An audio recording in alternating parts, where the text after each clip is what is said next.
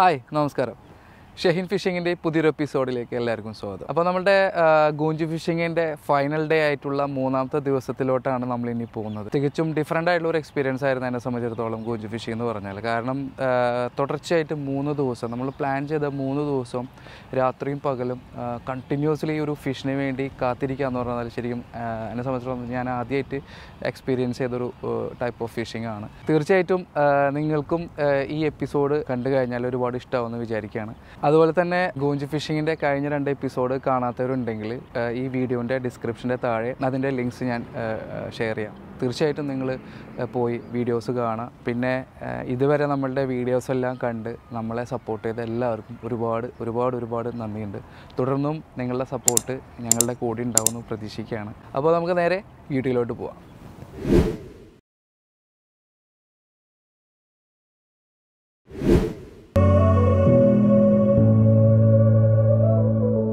ഗൂഞ്ച് ഫിഷിങ്ങിൻ്റെ മൂന്നാമത്തെ ദിവസമായ ഇന്ന് നമ്മളൊരു പുതിയ സ്ഥലത്തേക്ക് പോയിക്കൊണ്ടിരിക്കുകയാണ്. നമ്മൾ കഴിഞ്ഞ 2 ദിവസം ഫിഷ് ചെയ്ത സ്ഥലത്ത് നിന്ന് ഒരു 7-8 കിലോമീറ്ററോളം നമ്മൾ ഡ്രൈവ് ചെയ്ത് പോകേണ്ടി വരും. ഫിഷിംഗ് ഗൈഡായിട്ടുള്ള വിമൽ ബായ് ആണ് ഈ സ്ഥലത്തെക്കുറിച്ച് പറയുന്നത്.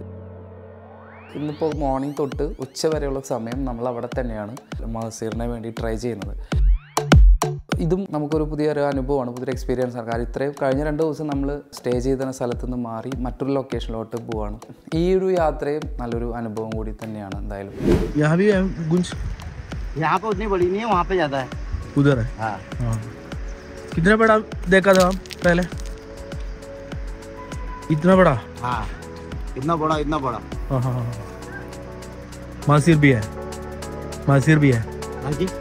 गोल्डन मासीर भी. हाँ, गोल्डन और काला वाला गोंच. हाँ. गोंच उसको हमारे यहाँ पे बोलते हैं गोंच. उसकी आरी की तरह दांत होती है, ऐसा होता है. हाँ. ऐसा वाला मुँह हल्की काला होता है. हाँ. छोटा होता है और वेट होता है उसमें. हाँ. और जो ये गोल्डन कलर वाले होता है ये बड़ा होता है पर इसमें वेट कम होता है. हाँ. भाई നമ്മൾ ഇന്നലെ ഫിഷ് ചെയ്തതിലും എന്തായാലും ഡിഫറെൻ്റ് ആയിട്ടുള്ളൊരു സ്ഥലമാണ് ശരിക്കും പറഞ്ഞാൽ. ഈ ഏരിയയിലാണ് ചാൻസസ് കൂടുതലുള്ളത്. മഹസീർ ഒരു അത്യാവശ്യം തിരക്കില്ലാത്ത സൈസ് ഫിഷുകൾ ഇവിടെ നിന്ന് കിട്ടാറുണ്ടെന്ന് പറഞ്ഞത്. നോക്കി നോക്കാം.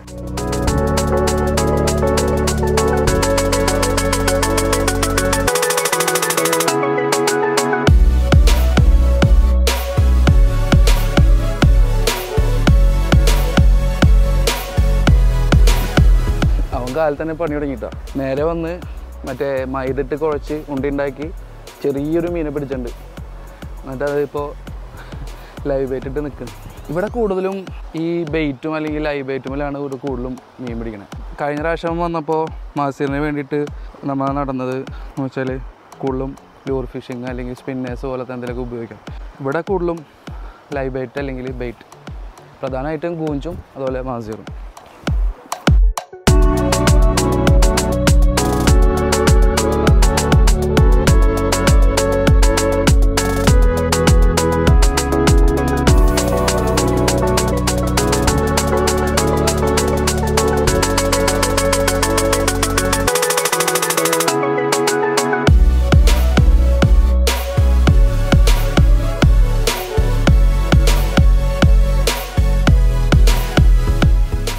മഞ്ചേശ്വറിൽ വെച്ചിട്ട് നമ്മൾ കണ്ടിന്യൂസ്ലി ഒഴുകി പോകുന്ന ഒരു പുഴയിലായിരുന്നു നമ്മൾ ചെയ്തത്. ഇതെന്ന് പറഞ്ഞാൽ ഒരു കണക്ഷൻസ് വരുന്ന കുറേ സ്ട്രീംസാണ്. അപ്പോൾ അതിലേറ്റവും നല്ല രീതിയിൽ റാപ്പിഡുള്ള അല്ലെങ്കിൽ നല്ല രീതിയിൽ ഒഴുക്കുള്ള ഒരു സ്ഥലം. നല്ല പ്രോമിസിങ് ആയിട്ട് തോന്നുന്നുണ്ട് ഇവിടെ ശരിക്കും.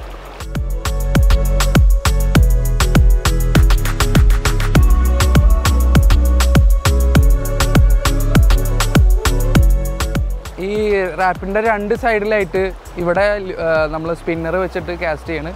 വിമൽ അവിടെ ലൈവ് ബെയ്റ്റ് ഇട്ടിട്ടാണ് മഹസീറിനെ വെയിറ്റ് ചെയ്യുന്നത്. വിമൽ ബെയ്റ്റ് ഇട്ടിരിക്കണമെന്ന് പറഞ്ഞാൽ ഇവിടുത്തെ ചെറിയ ടൈപ്പ് ഒരു സിൽവർ കളർ ഫിഷാണ്. ഏകദേശം ഇത്രയും തന്നെ ഉള്ളൂ അത്. അപ്പോൾ അതിൽ ഫിഷ് അടിക്കുന്നുണ്ടെങ്കിൽ നമുക്ക് എന്തുകൊണ്ട് ഇതിൽ ട്രൈ ചെയ്ത് വിടാം.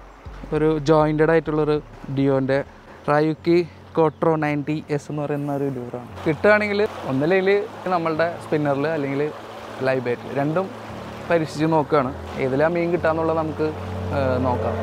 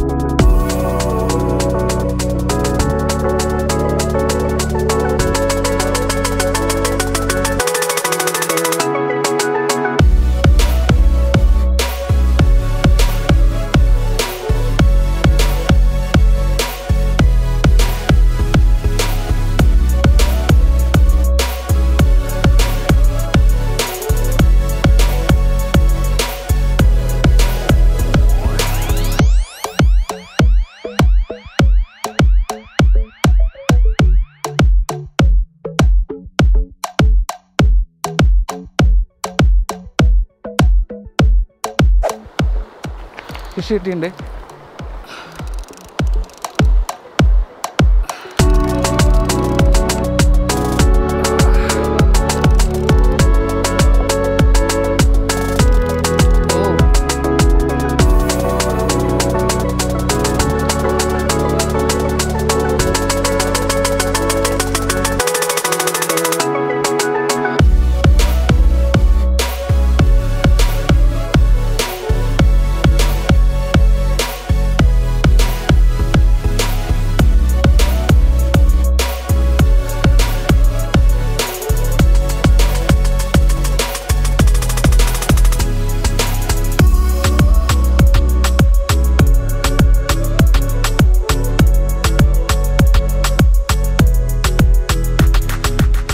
ഓക്കെ, നമുക്ക് പതുക്കെ ഇവനെ കുറച്ചുകൂടി ആഴം കുറഞ്ഞ സ്ഥലത്തേക്ക് കൊണ്ടുവരാം.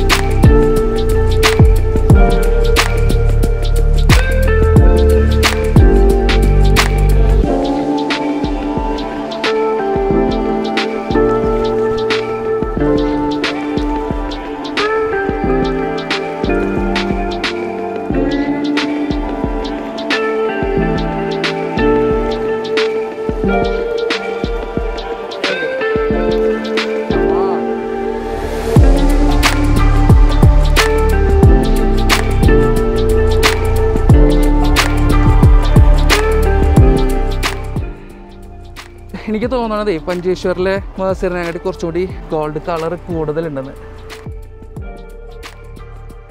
ടൈലൊക്കെ ഉണ്ടല്ലേ, അതുപോലെ ഇവിടെ റെഡിഷ്. അതിൻ്റെ ഏറ്റവും ഹൈലൈറ്റഡ് ആയിട്ടുള്ള സാധനം എന്ന് വെച്ചാൽ ഈ ഒരു ചെതമ്പലിൽ ഭയങ്കര അട്രാക്ഷനാണ്.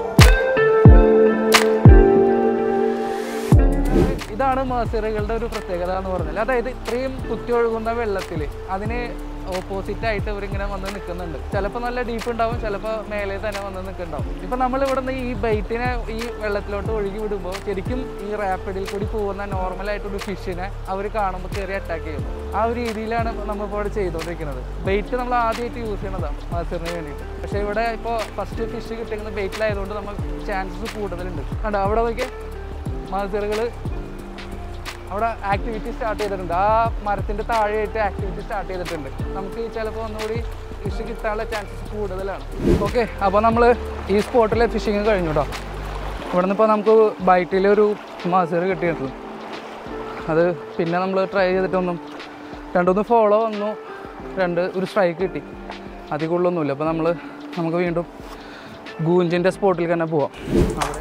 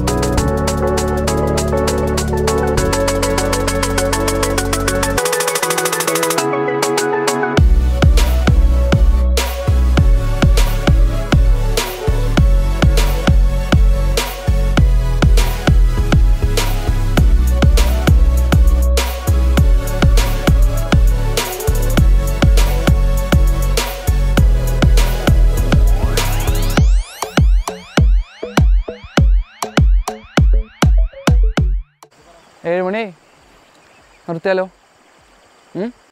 ഓക്കെ, അപ്പോൾ നമ്മളുടെ ബിഗ് കാസലിലെ ഫിഷിങ് ഏകദേശം കഴിയാറായിട്ടുണ്ട്. ട്രൈക്കർ മേ അഭി ബാത് കരേഗാ. ഓക്കെ ഓക്കെ, ബിഗ് കാസലിലെ ഫിഷിങ്ങിൻ്റെ 3-ാമത്തെ ദിവസമാണ്. അത് ഏകദേശം കഴിഞ്ഞുകൊണ്ടിരിക്കുകയാണ്. നമ്മൾ വന്ന കാര്യം ഇതുവരെ ഒന്നും നടന്നില്ല. കാരണം ഗൂഞ്ച് ഫിഷിന് വേണ്ടി മാത്രമായിട്ടാണ് നമ്മൾ ബിഗ് കാസലിലോട്ട് എത്തിയത്. പക്ഷേ കഴിഞ്ഞ 3 രാത്രികൾ നമ്മൾ കണ്ടിന്യൂസ് ആയിട്ട് ബൈറ്റ് ഇട്ടിരുന്നു. കാരണം ഗൂഞ്ച് കിട്ടാൻ ഏറ്റവും കൂടുതൽ സാധ്യത ഉള്ളത് ഈ രാത്രിയാണ്. കാരണം ഇവർ ഏറ്റവും ഡീപ്പിൽ നിന്ന് ലൈറ്റ് മാറുന്നതനുസരിച്ച് മേലെ വന്ന് അതായത് ബൈറ്റ് കഴിച്ച് അത് കഴിഞ്ഞ് അവർ തിരിച്ച് അതേപോലെ തന്നെ വീണ്ടും പോകും ഡേ ടൈമിൽ. ഓക്കെ, അതാണ് ഇപ്പോൾ ഇവിടെ നിന്ന് നമുക്ക് കിട്ടിയൊരു എക്സ്പീരിയൻസ്. ഇവിടുത്തെ ഗൈഡും മറ്റുള്ള ആൾക്കാരും പറഞ്ഞ രീതി അനുസരിച്ചിട്ട് അങ്ങനെയാണ്. അപ്പോൾ വന്ന കാര്യം നടന്നില്ല. അപ്പോൾ അതിൻ്റെ ഒരു വിഷമമുണ്ട്. പക്ഷേങ്കിൽ നമുക്ക് അത്യാവശ്യം നല്ല രീതിയിൽ മാസീറും ലൈറ്റ് ഗെയിമിലും നോർമൽ കാസ്റ്റിങ്ങിലും നമുക്ക് മീൻ കിട്ടിയിട്ടുണ്ട്. ഓക്കെ, അപ്പോൾ എന്തായാലും നമ്മൾ ഒരു വരവും കൂടി വരേണ്ടി വരും ബിഗ് കാസലിലോട്ട്. ഇനിയിപ്പോൾ ഈ സീസൺ കഴിയാണ്. ഈ മാസത്തോടു കൂടിയിട്ട് ഈ സീസൺ കഴിയാണ്. ഇനി അടുത്ത സീസൺ സ്റ്റാർട്ട് ചെയ്യുന്നത് അടുത്ത മാർച്ച് തൊട്ട് ഈ ജൂൺ ലാസ്റ്റ് വരെയുള്ള സമയത്താണ്. അപ്പോൾ ആ സമയത്ത് തന്നെ നമ്മൾ ഒരു പ്രാവശ്യം കൂടി ഗൂഞ്ചിനെ പിടിക്കാനായിട്ട് തിരിച്ച് വരും.